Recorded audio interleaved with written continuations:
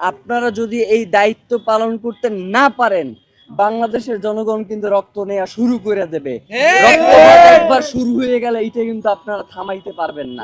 সুতরাং আপনাদেরকে হুঁশিয়ারি করে বলতে চাই যে অতি দ্রুত ওসমান হাদির খুনের সাথে যারা জড়িত তাদেরকে দ্রুত গ্রেফতার করেন।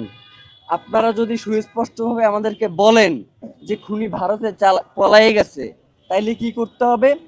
তাইলে যেইটা করতে হবে সেটা হচ্ছে বাংলাদেশে একটা বন্দি বিনিময় চুক্তি আছে, আপনারা জানেন না? এই যে উলফা নেতাদেরকে যে বন্দি বিনিময় চুক্তির মাধ্যমে ভারতে পাঠানো হয়েছে, আপনারা দেখেন নাই? উলফা নেতারা খালি বাংলাদেশ থেকে ভারতে পাঠানো যায়, ভারত থেকে দিল্লির ওই কুত্তা শেখ হাসিনারে বাংলাদেশে আনা যায় না।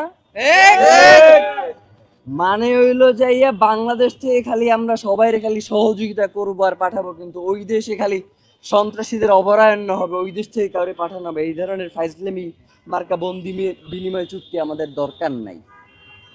আপনারা অতি দ্রুত ওসমান হাদিকে যারা খুন করেছে তাদেরকে দেশে থাকলে গ্রেফতার করেন, আর দেশে যদি না থাকে তাহলে তাদেরকে বিদেশে যেখানেই থাকুক সেইখান থেকে আনবার ব্যবস্থা করেন।